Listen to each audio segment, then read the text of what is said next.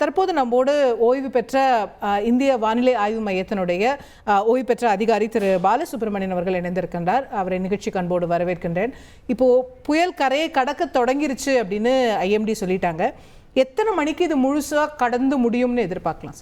மாலை 5:30 மணிக்கு கரையை கடக்க தொடங்கியது என்று அவர்கள் சொல்லியிருக்கிறார்கள். 3-4 மணி நேரம் ஆகும் என்று சொல்லியிருக்கிறார்கள். அப்படி என்றால் இரவு 10 மணி வரை முழுவதுமாக அது உள்ளே வருவதற்கு இரவு 10 மணி வரைக்கும் ஆகலாம். ஓகே. அதுக்கப்புறம் கூட உள் மாவட்டங்கள் எல்லாம் 2 மணி நேரம், ஒரு 2 மணி நேரம். உள் மாவட்டங்களில் 60 முதல் 70 கிலோமீட்டர் 90 கிலோமீட்டர் வர வர கம்மி 40-50 தான் ஆகும். காற்று இருக்கும். ஓகே. ஆனால் 40 முதல் 55 கிலோமீட்டர். 10 மணி இன்னொரு சேஃப்டி சைடுக்கு வச்சா நைட்டு 12 மணி வரைக்கும் நம்ம உள்ளே இருந்துடுறது நல்லது அப்படின்னு எடுத்துக்கலாம் இல்லையா, பொதுமக்களை பொறுத்த வரைக்கும். இப்போ மழைங்கிறது நம்ம பார்த்தோம் இந்த சிஸ்டம்ல இது ஒரு தொடர் சர்ச்சையாவே இருக்கு. எப்போ மழை பெய்யும், எப்போ மழை பெய்யாது இந்த புயல் அப்படின்னு சொல்லி. இன்னைக்கு முழுவதும் நம்ம மழை எதிர்பார்த்தோம். ஆனால் கிட்டத்தட்ட ஒரு 11-12 மணிக்கு மேலே பெரும் மழை எதுவும் இல்லை அப்படிங்கிறத பார்க்குறோம். காற்று மட்டும்தான் இப்போ ஈவினிங்கில் இருக்குது. என்ன காரணம் அதுக்கு? நம்ம ஒரு வெரி ஹெவி ரெயின்ஃபால் இருக்கும், ஒரு ஃப்ளட் இருக்கும்னு சொல்லி நிறைய பேர் காரெல்லாம் பாலத்தில் நிறுத்தினதெல்லாம் பார்த்தோம். ஆனால் அது நடக்கலை. புயல் அப்படின்னு எடுத்துக்கிட்டோம்னா புயலால் ஏற்படக்கூடிய பாதிப்புகள் எதால் ஏற்படும் அப்படிங்கிறது 3 விஷயத்தால் ஏற்படும். ஒன்று பெருமழை, இன்னொன்று கடுங்காற்று, மூன்றாவது ஸ்ட்ராம் சர்ஜ் என சொல்லப்படுகின்ற கடலில் ஏற்படுகின்ற பொங்கலைகள். ஆனால் எல்லா புயல்லையும் இது மூன்றும் ஒன்றோடு ஒன்று தொடர்புடையதாக ஏற்படும் அப்படின்லாம் அவசியமெல்லாம் இல்லை. ஏதாவது ஒன்று மட்டும் இருக்கலாம், பெருமழை மட்டும் இருக்கலாம், அல்லது பெருங்காற்று மட்டும் இருக்கலாம், அல்லது பொங்கலை மட்டும் இருக்கலாம், இந்த மாதிரி எல்லாம் இருக்கலாம். இந்த மூன்றும் ஒருங்கே அமையக்கூடிய புயல்கள் எல்லாம் மிகவும் வலுவான புயல்களாக இருக்கும். இது ஒரு வலுவான புயல் இல்லை, வீக்கான புயல். அதனால இதுல மழை அது பெருசா கான்செப்ட் ஒர்க் ஆகல இல்ல. ஆனா நேற்று இருந்த ப்ரெடிக்ஷன் படி ஐஎம்டிலயுமே ரெட் அலர்ட் தான் கொடுத்திருந்தாங்க. 20 சென்டிமீட்டர் எல்லாம் பேசணும். நம்ம கூட நேற்று பேசும்போது 20 சென்டிமீட்டருக்கு மேல வரும்னு கணிக்கப்பட்டது. ஆனா அவ்வளவு இல்லையே. இப்போ 10-12 அந்த ரேஞ்சில தானே இன்னைக்கு பெஞ்சிருக்கு மழை. எல்லாவற்றையும் துணிவாக தெளிவாக நம்மளால் கணிக்க முடிந்து விட்டால் நாம் கடவுளாயிடுவோம். அது அறிவியல். அந்த அறிவியலில் அதை போன்ற சம்பவங்கள்லாம் நிகழ்வதற்கு ஏராளமான வாய்ப்பு இருக்கிறது. இந்த ஃபோர்காஸ்டே ஒரு ப்ராபபிலிட்டி ஃபோர்காஸ்ட் தான், நிகழ வாய்ப்பு இருக்கிறது தான். அது வாய்ப்பு எவ்வளவு வாய்ப்பு அப்படிங்கிறது அது நிகழும்போது தான் நமக்கு தெரிகிறது. ஓகே. இல்லை, எந்த ப்ரெசிஷனுமே கொடுக்க முடியாது. எல்லா நேரங்கள்லையும் நம்ம இதே மாதிரி சொல்லுவோம்னா நம்ம 5 சென்டிமீட்டர்னு சொல்லிட்டு கூட ஆமாங்க நாங்கள் 5 நினச்சோம் 50 பேஞ்சிருச்சுன்னு சொல்லலாம்ல. ஒரு ரேஞ்சுன்னு ஒன்று இருக்கணும், ஒரு அக்யூரசின்னு ஒன்று இருக்கணும்ல. அதுதானே மக்களோட எதிர்பார்ப்பார். இப்போ வானிலை முன்னெச்சரிக்கைகள் நாங்கள் வழங்குவது கணினி வழிகாட்டுதல்களின் அடிப்படையில் கம்ப்யூட்டர் மாடல்ஸ். இந்த கம்ப்யூட்டர் மாடல்ஸ் மழை பற்றின ஒரு வரைபடம் இருக்கிறது என்றால் அதில் லோயர் லிமிட் ஒன்றும் அப்பர் லிமிட் ஒன்றும் கொண்ட ஒரு ஸ்கேல் ஒன்று அங்கே கொடுத்துருப்பாங்க. அந்த அப்பர் லிமிட் 30 mm அப்படின்னு போட்டிருக்கோம். 3 மணிக்கு 3 மணி நேரத்தில் பெய்யக்கூடிய மழை 30 mm அப்படின்னு போட்டிருக்கோம். அது 100 mm பெய்தாலும் அது 30 mm தான் காமிக்கும். 150 mm பெய்தாலும் அது 30 mm தான் காமிக்கும்.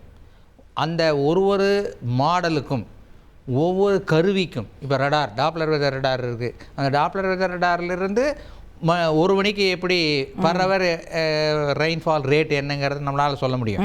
அந்த ரெயின்ஃபால் ரேட்டு கூட அதுக்கும் ஒரு அப்பர் லிமிட் லோயர் லிமிட் இருக்குது. அந்த இல்லை ஏன் இவ்வளோ சர்ச்சைகள் வருதுன்னா, இன்னமும் கூட தனியார் வானிலை ஆர்வலர்கள் இப்போ சொல்லும்போது என்ன சொல்லிட்டு இருக்காங்கன்னா, இது இன்னும் காற்றே இல்லை, ஐஎம்டி கரையை கடக்குதுன்னு சொல்றாங்க. ஆனா இப்போ வரைக்கும் காத்தே இல்லை, வெறும் வழக்கமான 30-40 காத்து தான் வீசிக்கிட்டு இருக்கு அப்படின்னா, அப்போ அதுலேயே ஒரு இது கரையை நாளைக்கு தான் கரையை கடக்கும்னு பல பேர் சொல்லிட்டு இருந்தாங்க.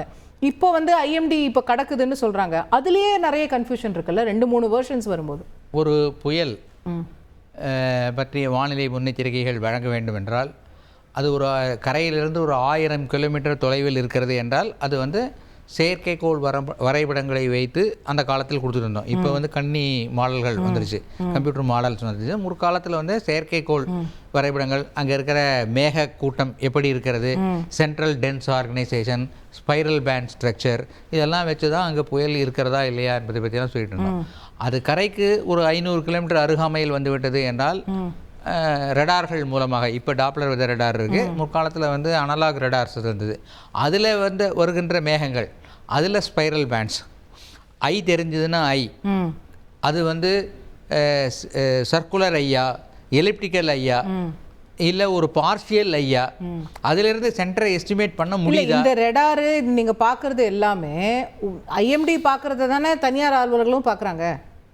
இப்போ நாங்கள் இப்போ இன்னைக்கு சாமானியர்கள் ஒரு நான் முடிக்கும்போது தான் உங்களுக்கு நான் என்ன சொல்ல வரேன்னே புரியும் இல்லையா. அது அந்த இப்போ டாப்ளர் வெதர் ரடார் வந்துருச்சு. அந்த டாப்ளர் வெதர் ரடார் சென்டர் எங்கே இருக்குன்னு துல்லியமாக சொல்லுகிறது, அது எத்தனை வேகத்தில் நகர்கிறது என்பதையும் துல்லியமாக சொல்கிறது, அது ஒரு மணிக்கு எவ்வளவு மழை பொழியும் அப்படிங்கிறதையும் நம்ம அந்த தகவலையும் நமக்கு தருகிறது.